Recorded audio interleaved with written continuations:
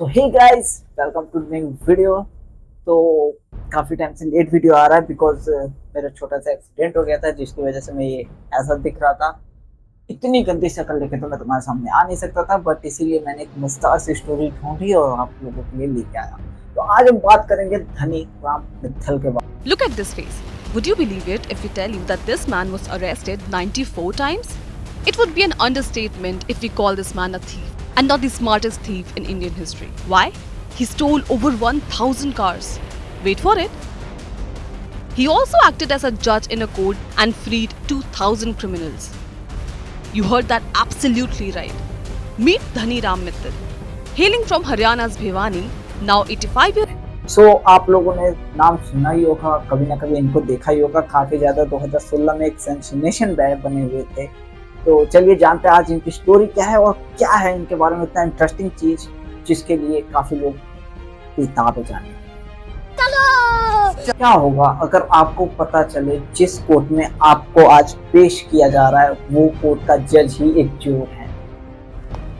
ये तो latest news है। जो कि 2 सालों से उस कोर्ट में बैठ के जजमेंट सुनाया जा रहा है, बट वो ऐसा चोर नहीं जो सिस्टम से करप्ट होता है, वो ऐसा चोर जो पॉकेट मारता है, चैन छीनता है और भी ऐसे क्राइम्स करता है, गाड़ियां चुराता है। वो एक चोर आपका आज आपको सजा दे सुनाने वाला है। तो आज हम बात कर रहे हैं धनी राम मित्तल के बारे में। तो जानते हैं इनकी स्टोरी, इन्होंने कैसे सिस्टम को हैंग किया था, इंडियन गवर्नमेंट के सिर में दर्द किया था।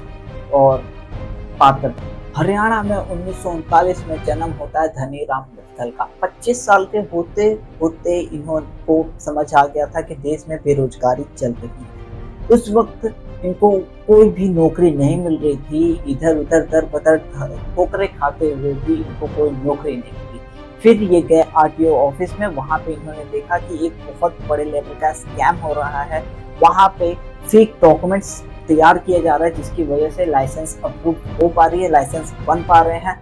ये क्या करते हैं, उस जगह का चारों तरफ से मुआयना करते हैं, काफी दिनों तक उस चीज को डिटेलली जानते हैं, सोचते समझते हैं। उसके बाद से खुद को एक फेक डॉक्यूमेंट बना के ऑफिसर बना के वहां बैठ जाते हैं।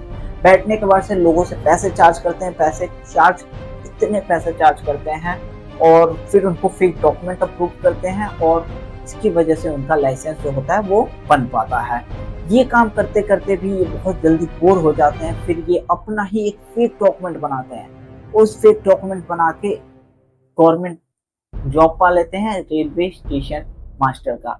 स्टेशन मास्टर की जॉब करते करते भी ये बहुत जल्दी बोर हो जाते हैं। वहाँ पे भी गवर्नमेंट से सैलरी हालांकि मिल रही थी, बट ये काफ़ी ज़्यादा बोर हो जाते हैं। फिर ये तय करते हैं गाड़ियों को चोरी करने का।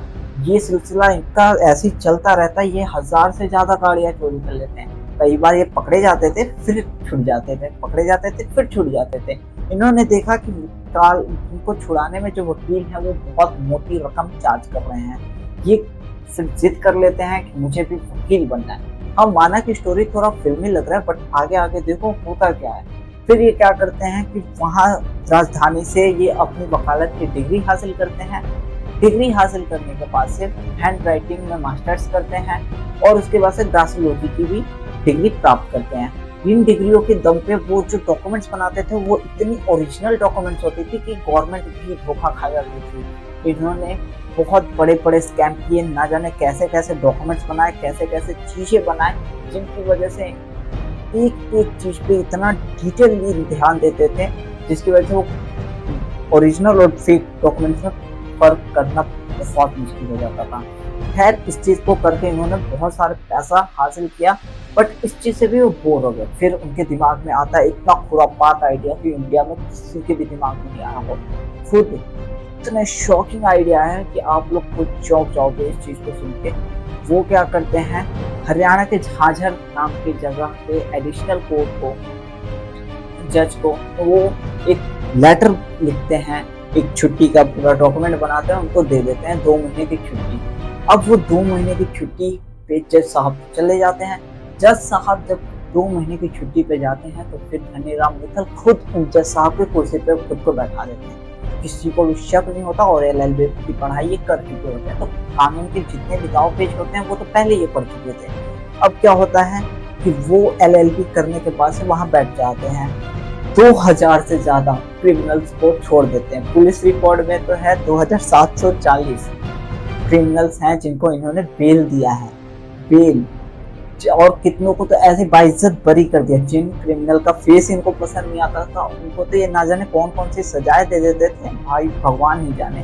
खैर इस टाइम पे जब 2016 में इनको पुलिस ने पकड़ा था उस वक्त इनकी उम्र थी 78 साल। 78 साल के धनीराम ऐसे ऐसे कारनामे करते थे। 2016 के बाद ये कहीं नजर नहीं आए। बट एक खास चीज है कि जब तक लोगों को पता चला कि ये जज नहीं एक चोर हैं, तब तक क्या हुआ कि धनीराम मित्तल निकल लिए। जब वो वहां से गए तो पुलिस उनको पकड़ने से पहले उन 2740 लोगों को पकड़ रही थी जिन जिनको धनीराम मित्तल ने बेल ग्रांट किया था। और एक इनके साथ एक बहुत मजेदार किस्सा है कि जब ये एक बार मतलब जिस कोर्ट में जाते थे या जहाँ पे इनको मतलब इनके केसेस चलते थे वहाँ के जज भी इनको देख देख के परेशान हो चुके थे। हर बार हर अगले दिन इनकी पेशी। गुस्से में एक दिन जज साहब ने कह दिया कि निकल जाओ मेरे कोर्ट से। पुलिस वालों के साथ ये कोर्ट से निकल गए बिकॉज ये एलएलबी कर चुके थे, तो उन्होंने कहा कि जज की बात मानना इम्पोर्टेंट होता है और पुलिस वालों को भी कन्विंस किया।